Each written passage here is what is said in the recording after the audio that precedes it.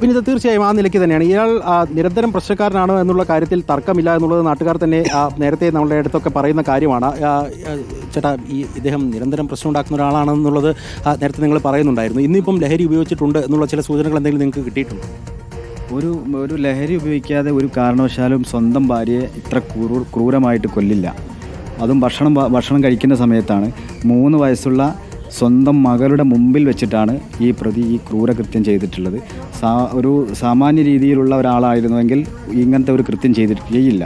ലഹരി ഉപയോഗിച്ചത് കൊണ്ട് തന്നെയാണ് ഈ തരത്തിലുള്ള ക്രൂരമായ രീതിയിലുള്ള ഈ ഒരു കൊലപാതകം പ്രതി ചെയ്തിട്ടുള്ളത്. ഇവിടെ ഇപ്പം നേരത്തെ നമ്മൾ പറയുന്നുണ്ടായിരുന്നു ആഷിഖുമായിട്ടുള്ള ബന്ധം. സ്വന്തം അമ്മയെ കൊലപ്പെടുത്തിയ ഒരു യുവാവാണ്.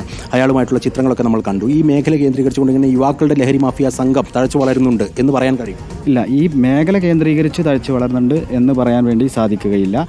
ഈ പ്രദേശത്ത് ഇത്തരത്തിലൊരു സംഭവം ആദ്യമായിട്ടാണ്. മറ്റത് അടിവാരത്തായിരുന്നു ഈ പ്രതിയുടെ വീടും കാര്യങ്ങളും ഒക്കെ ഉണ്ടായിരുന്നുള്ളത്.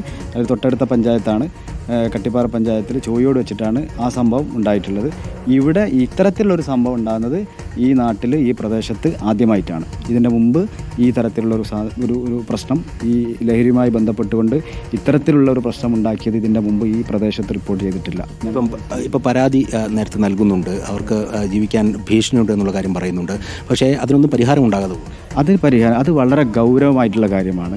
കാരണം എന്താണെന്ന് വെച്ച് കഴിഞ്ഞാൽ ഈ മകൻ ഉമ്മയെ കൊന്നതിന് ശേഷം ഈ പ്രതിയുമായിട്ട് ഇവന് ബന്ധമുണ്ട് എന്ന ഒരു ചിത്രം ഈ ഷിബിലക്ക് കിട്ടിയ സമയത്താണ് പോലീസിൽ കംപ്ലയിൻറ്റ് ചെയ്യുന്നത്. എൻ്റെ ജീവന് ഭീഷണിയുണ്ട്, ഈ പ്രതി നിരന്തരം എന്നെ വന്ന് ആക്രമിക്കലുണ്ട്, കൊല്ലുമെന്ന് ഭീഷണിപ്പെടുത്തലുണ്ട്.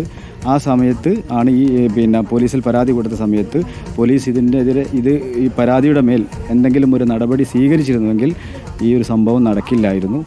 അത് വളരെ ഗൗരവമായിട്ട് കാണേണ്ട കാര്യമാണ്.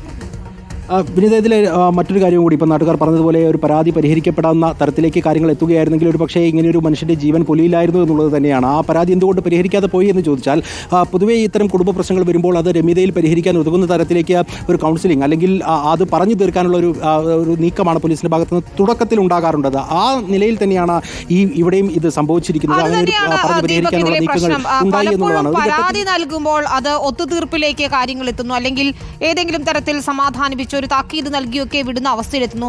അതിപ്പോൾ നമ്മൾ കണ്ടതുപോലെയുള്ള ദാരുണമായ സംഭവങ്ങളിൽ എത്തുകയാണ്. നമ്മൾ പോത്തുണ്ടിയിലായാലും താമരശ്ശേരിയിൽ ആയാലും ഒക്കെ തന്നെ അത് കാണുകയുമാണ്. പോലീസ് ഇതിൽ കൃത്യമായ ഒരു ഇടപെടൽ നടത്തിയിരുന്നെങ്കിൽ ഈ ദാരുണമായ സംഭവം ഉണ്ടാവില്ല.